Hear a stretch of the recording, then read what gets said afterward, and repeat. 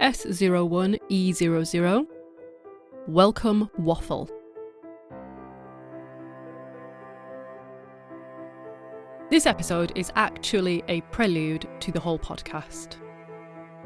Rather than including extended waffly introductions on every episode, saying the same sorts of things over and over, I figured it made most sense to simply include all the generic information here one time.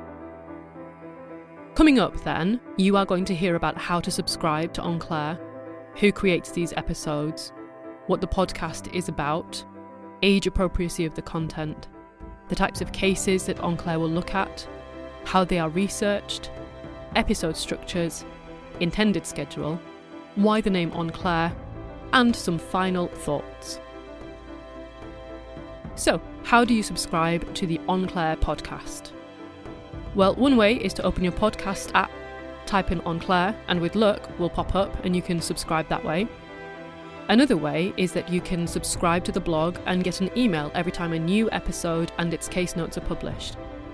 The address for that is wp.lancs.ac.uk/Enclair.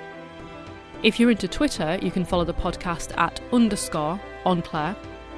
And if you'd really like to, you can follow me on Twitter as well at Dr. Claire H.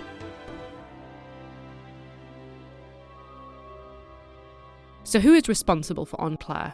Well, that would be me. My name is Dr. Claire Hardacre, and I'm based at Lancaster University in the northwest of England, near to the coast. Just in case you really wanted to know them, I have 3 interesting facts about Lancaster. It is a tiny historic city with a castle in the town centre, and that castle was, until very recently, actually a prison. It is the second rainiest city in the UK. That's actually something I quite like. I think we lost out to Glasgow, but I can't remember for a definite. And it's the home of the 16th century Pendle Witch Trials. I am trying to crowbar the Pendle Witch Trials into an episode somewhere, but I need a linguistic angle and I can't yet find one. I will keep working on it. So I'm based in the Linguistics and English Language department, and it's one of the highest ranked linguistics departments in the world. I have to get that in there. I am quite proud of that. It's a pretty awesome place to work. It's why we do things like these podcasts. In my position here, I am a forensic corpus linguist. That is a forensic linguist and a corpus linguist combined. So what does that mean?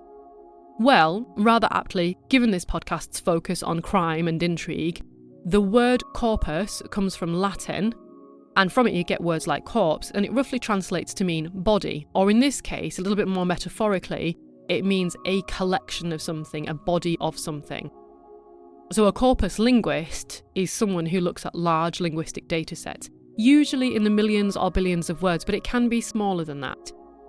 A forensic linguist, meanwhile, obviously specialises in language, but on the other side of that, they look at crime and the law. So they might look at hate speech or plagiarism, disputed authorship, terrorist manifestos, forged suicide notes, death threats, forced confessions, contractual ambiguities. There's an endless list of things that a forensic linguist might consider as part of their work. So when you combine a corpus linguist, who looks at loads of data, and a forensic linguist, who looks at criminal or legal data, you get a forensic corpus linguist who looks at loads of criminal or legal linguistic data. So in cases that I've worked on, this could be 1 million tweets of online abuse.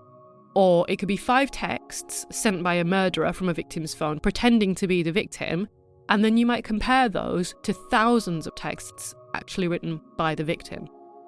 You might be looking at a book supposedly written by a US president, but in reality, you think it's being ghostwritten by somebody else, and so you might get a collection of books by that somebody else and compare that book and see if they're similar, and so on and so forth.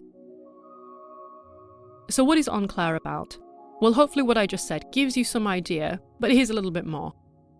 Enclair is an archive of forensic linguistic cases, literary detection, and language mysteries. It also looks at codes, cryptography, undeciphered languages, and linguistic myths and legends. So really, if there's an intrigue or a controversy, and it's got language in there, whether it's from ancient history to the present day, we're interested, and there might be an episode on it.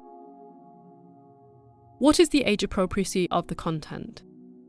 Well, as the whole thing suggests, a lot of these episodes are going to deal with crime.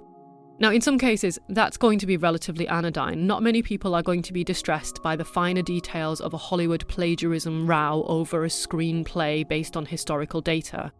But plenty of cases are much darker, and they will feature assault, they will feature murder, and they'll feature things that are more disturbing besides. I do describe each case with a little bit of detail, and I'll come back to this when I talk about the general episode structures.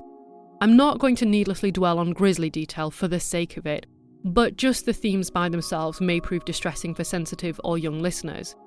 So really, talking to teachers now who might recommend this podcast to students, I strongly advise general discretion for the whole series. So if you are going to suggest to your students that they should listen to this, I would say carefully vet the relevant episodes beforehand, if not the entire series, if you can stand to listen to me for that long, and then judge for yourself whether you think these are age or disposition appropriate, because you will know that there is someone in your class who perhaps shouldn't be listening to these, or that maybe the entire class should just give this a miss. I'm not going to repeat this in every episode. This is sort of a one-time warning for the whole podcast. However, for podcasts where I think there is a really high risk of potential distress, I will state that at the start, and I'll try and flag up whatever theme it is that I think is going to be problematic so that people can hopefully make their own better judgment. What kinds of cases will be covered then? Well, I plan on producing episodes on everything from Ladies of the Night to Queens of England, from J.K. Rowling to Mark Zuckerberg, from secret military communications to serial killers, Hollywood plagiarists, online trolls, German ministers, US presidents, Twitter terrorists, beauty queens, interrogation strategies, ancient codes, corporate contracts, fake news, ghostwriters, heck, even zombies actually make an appearance. And there's far more besides. This list is growing ever longer by the day as I come across new cases, and you are certainly welcome to send me suggestions for more episodes. If you go onto the blog, there is a contact page and you can send me a message, or you can tweet me, of course. How are the cases researched? Well, as with most research, whether it's academic or criminal, each case is painstakingly stitched together from a range of sources. So my preference where I can is that I like to look at the data. I like to wade through legal documents, even though some of them are hundreds of pages long and incredibly tedious. And I like to listen to first-hand statements, so whether that's police interviews or reading statements that have somehow appeared on the internet. Inevitably, though, an awful lot of the data behind these cases is locked away on police computers or in filing cabinets in courtrooms that I will never get access to. So it does mean that I have to patch together a lot of things from media reports and other case summaries. That does then mean that sometimes there is a conflict in the narrative, and I try to highlight where this occurs to ensure that the listener has the fairest picture I can reasonably give. But obviously sometimes there are errors that creep in, and if you think that happens, you are of course welcome to send me a message. And where possible, if there is genuinely an error, I will try to make some sort of correction, whether it's in the case notes or in the podcast itself. So what's the general structure of an episode? There'll be an introduction, there'll be some history and context, and then we'll get stuck into the language part. In some podcasts, that will be quite extensive, and in others, it will be quite brief. It'll only be a small part of the overall case, but interesting nonetheless. After that, I'll wrap up with where the case is at now, and where you can find more if you want to go and read more about it. Why the name En Clair? Other than some sort of weird narcissistic ego trip, it does actually have a linguistic relevance, I promise. En clair is actually a French phrase, and it translates to in clear. People who work in cryptography may be familiar with this phrase. So it's used in secure communications where you might encrypt messages, and you might say, send this message en clair. In saying that, you mean send this message in clear or in clear text. By contrast, you could say, send this message en chiffres. And that would mean send this message encoded or encrypted. Last thing, except for those episodes where I indicate otherwise, En Clair is entirely researched, narrated and produced by me, Claire Hardacre. However, this work would not exist in its current form without the prior efforts of many other excellent people. You will find acknowledgements, credits, references and so on for all those people who have underpinned a given episode in the case notes for that episode. Also in the case notes, you will find data, sources, links, articles, pictures, sometimes references to older cases, suggested books if you're really interested in a topic, and far more besides. And just to reiterate, the address for the blog for this podcast is wp.lancs.ac.uk/enclair, all one word. If you're into Twitter, you can follow the podcast at _enclair. And if you'd really like to, you can follow me on Twitter as well at Dr. Claire H.